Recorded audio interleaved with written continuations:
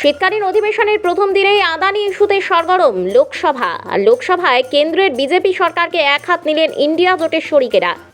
অথচ সেই ইন্ডিয়া জোটের শরিকদের মধ্যে দেখা গেল না তৃণমূলকে। কোনোভাবেই আদানি ইস্যু নিয়ে লোকসভায় থাকা শাসক দলকে কটাক্ষ করল না তৃণমূল কংগ্রেস। আর এই গোটা ঘটনাটাই দিনের আলোর মতন পরিষ্কার, এমনটাই দাবি কংগ্রেস মুখপাত্র সৌম্য আইচ রায়ের। পশ্চিমবঙ্গ প্রদেশ কংগ্রেসের মুখপাত্র সৌম্য আইচ রায় দিল্লিতে লোকসভায় তৃণমূলের ভূমিকা নিয়ে এদিন অসন্তোষ প্রকাশ করেছেন। তিনি বলেন, এটা পরিষ্কার দিনের আলোর মতন যে বিজেপি এবং তৃণমূলের মধ্যে রয়েছে এক গোপন আঁতাত। থাকার পরেও জাতীয় স্তরে আজ ইন্ডিয়া জোটের বৈঠকে উপস্থিত হলেন না, এটা তো দিনের আলোর মতো পরিষ্কার। বিজেপির বিরুদ্ধে তৃণমূল স্পেক্টি নয়, কথা বললেন। তৃণমূল চায় না বিজেপিকে বিব্রত করতে। তৃণমূল বিজেপি বিরোধিতাটা শুধুমাত্র ভোটের আগে বাংলাতে দেখাবে, সংখ্যালঘু সম্প্রদায়ের মানুষের কাছে দেখাবে, দেখো আমরা কত বিজেপি বিরোধী। আসলে দিল্লির দাদা নরেন্দ্র মোদী এবং অমিত শাহকে বিব্রত করবে না এবং তাদের বিরুদ্ধে কথা বলবে না। আদানি ইস্যু এসে পড়বে, আদানি ইস্যুতে কথা বলতে হবে। সারা ভারতবর্ষের বিজেপির যে সমস্ত কর্মকাণ্ড তার বিরুদ্ধে বলতে হবে, মণিপুরের বিরুদ্ধে বলতে হবে, তাই বলবে না, চুপ করে থাকবে এবং অ্যাবস্টেন থেকে বিলগুলোকে পাশ করতে সহায়তা করবে। তাই ফ্লোর কোঅর্ডিনেশনে যাবে না। আর রিটার্ন গিফট হিসেবে দিল্লির বিজেপি এখানকার তদন্তগুলোকে শীত এসে পড়েছে, একটু শীত ঘুমে পাঠিয়ে দেবে। সবাই বহাল তবিতে থাকবে।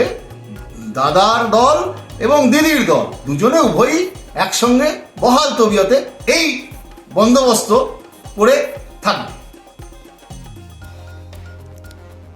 তৃণমূল বলছে তৃণমূল জাতীয় স্তরে নেতৃত্ব দেবে। তো এই জাতীয় স্তরে নেতৃত্ব দেওয়ার গল্প তো অনেকদিন ধরে শুনছি। আসলে এই ওদের আবার কর্মসমিতি, শুনলাম কর্মসমিতির বৈঠকের পরে ঠিক করবে। আসলে অজুহাত খুঁজছি, অজুহাত। এটাও হচ্ছে দুটো হাত আর কি মানুষের হয়, একটা ডান হাত একটা বাঁ হাত, আর তৃণমূলের তৃতীয় হাত আছে, একটা হচ্ছে অজুহাত। বিজেপির বিরুদ্ধে, আদানির বিরুদ্ধে, সমগ্র বিজেপির বিরুদ্ধে ওরা এই যে বিরোধীদের মধ্যে যে বিরোধী ঐক্য আছে সারা ভারতবর্ষে, বিজেপির বিরুদ্ধে ইন্ডিয়া জোটের ঐক্য, সেই ঐক্যের বিরোধিতা করতে হবে। এই ঐক্যের বিরোধিতার যে দাদন, সেই দাদনটা তৃণমূল কংগ্রেস নিয়েছে। তাই জন্যই এই বিরোধীদের বিভাজন করতে চাইছে, বিরোধী ভাগ করে দাও, তাহলে একটু নরেন্দ্র মোদী এবং তার দল বিজেপি প্রধানমন্ত্রী এবং তার দল অমিত শাহ একটু খুশি টুশি হবেন। পার্লামেন্টে বিলগুলোর বিরোধিতা করতে হবে না, পার্লামেন্টে একটু অ্যাবস্টেন থেকে বিলগুলোকে পাশ করতে সহায়তা করবেন। আর রিটার্ন গিফট হিসেবে বিজেপি এই রাজ্যে যত তদন্ত, দুর্নীতি, চুরি, লুটপাট, তাতে একটু ঢিলে দেবে, শীত ঘুমে চলে যাবে সিবিআইডি।